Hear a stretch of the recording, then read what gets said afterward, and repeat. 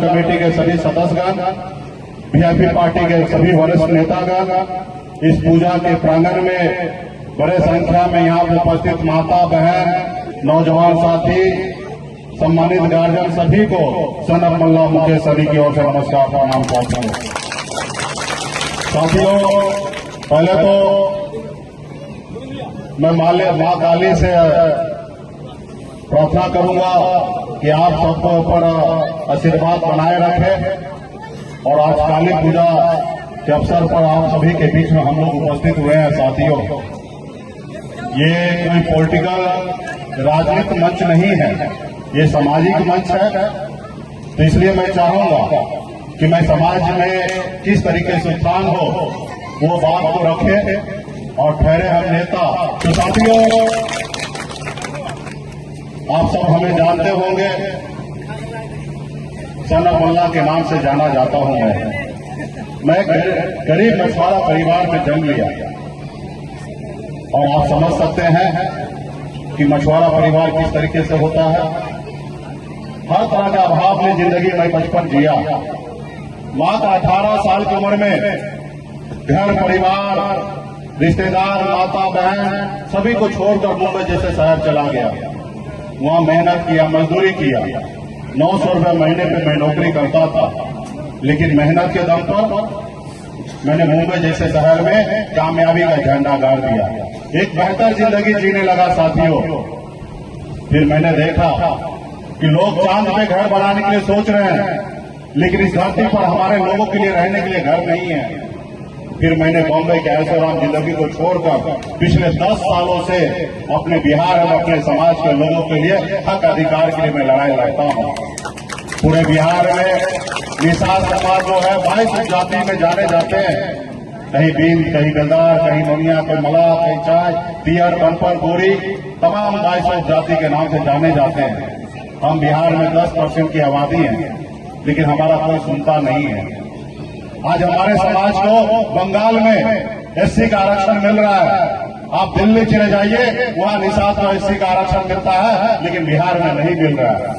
और पिछले 10 सालों से आपके हक अधिकार के लिए मैं संघर्ष कर रहा हूं। साथियों, हक अधिकार के लिए संघर्ष कर रहा हूं। इसलिए साथियों, इस समाज में अगर सर उठा के जीना है तो सबसे पहले एक काम करना है। वो क्या काम है? एक रोटी कम खाइए, लेकिन अपने बच्चे को पढ़ा लिखा के काबिल बनाइए। जब तक आपका समाज शिक्षित नहीं होगा, तब तक आप आगे नहीं बढ़ पाएंगे। और दूसरा, संगठित रहिए। दूसरा, आपस में एकता बना के रखिए।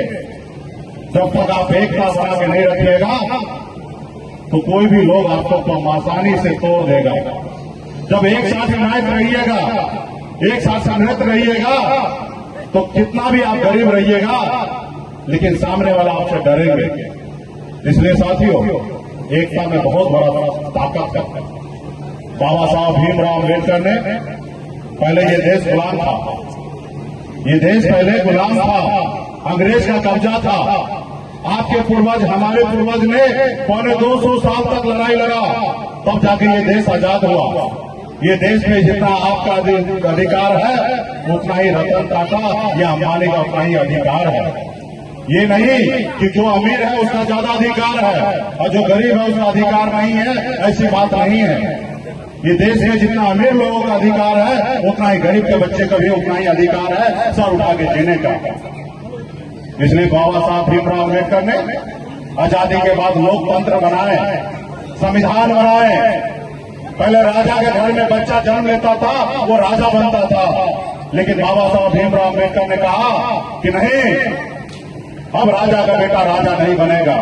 अब इस देश का राजा वो बनेगा जिसके पास वोट होगा, चाहे वो गरीब मजदूर का बेटा क्यों न हो, या किसान का बेटा क्यों न हो, या एक मछुआरा मल्ला का बेटा क्यों न हो। अपने वोट के दम पर इस देश का, इस राज्य का नेतृत्व कर सकता है। साथियों, वो ताकत आपके पास है वोट गिराने का, लेकिन आप जब वोट गिराते हैं तो आप अपने बच्चे के बारे में नहीं सोचते हैं, अपने लोगों के बारे में नहीं सोचते हैं, और आपका वोट का कीमत लगता है 200-500 रुपया लगता है। एक दारू का बोतल दे देता है और आपका वोट ले लेता है। साथियों, इसलिए साथियों, अपने वोट के अधिकार को समझिए। जिन लोगों ने, जिन समाज ने अपने वोट को ताकत को समझा, वो समाज देखिए कितना आगे निकल चुका है और देश दुनिया में अपनी पहचान बनाए है। हमारे आदरणीय लालू प्रसाद यादव जी, उन्होंने अपने वोट को ताकत को समझे और अपने लोगों को यूनाइट किए और 3 बार बिहार का मुख्यमंत्री बने। वो भी कोई अमीर का बेटा नहीं, वो गरीब का बेटा थे। बहन मायावती एक दलित की बेटी उत्तर प्रदेश में 4 बार मुख्यमंत्री बन गई। उत्तर प्रदेश में मुलायम सिंह यादव जी या हमारे स्वर्गीय रामविलास पासवान जी, ये लोग कोई अमीर घर में जन्म नहीं लिए, ये लोग भी गरीब घर में जन्म लिए, लेकिन अपने वोट को ताकत को समझे और अपने लोगों को जागरूक कर कर अपने लिए और अपने समाज के लिए और अपने राज्य के लिए बहुत कुछ किए साथियों। इसलिए साथियों, अपने वोट को ताकत को समझिए, चुनाव में अपने वोट को सही लोगों को दीजिए, उसको दीजिए जिससे आपका भला होगा साथियों, आपका भला होगा। आज से 10 साल पहले ये निषाद समाज को कोई जानता नहीं था, पूछता नहीं था, कोई पहचानता नहीं था, लेकिन आज आप और हम मिलकर बिहार में मजबूती से अपने लोगों के लिए जब काम करने लगे, आज बिहार ही नहीं पूरा देश के लोग जानने लगे और पहचानने लगे और घबराने लगे साथियों, घबराने लगे। आज मुकेश सहनी को तोड़ने के लिए बहुत तरह के षड्यंत्र चल रहे हैं। हमारे लोगों को भारत सरकार में मंत्री बनाया जा रहा है। कल तक जो आपके साथ मंच पे खड़ा होता था, पीछे की लाइन में खड़ा होता था, आज उसको भारत सरकार में मंत्री बनाया जा रहा है। क्यों? क्योंकि आप जागरूक हो रहे हैं, इसलिए बनाया जा रहा है साथियों। जो हमारे पीछे घूमता था, आज बिहार सरकार में मंत्री बना हुआ है, तो क्यों? क्योंकि आप जागरूक हो गए, इसलिए आपको फंसाने के लिए उसको मंत्री बनाया जा रहा है। वो दिल्ली वाले को पता नहीं है कि हम मल्लाह का बेटा है, हम मछली मारना जानते हैं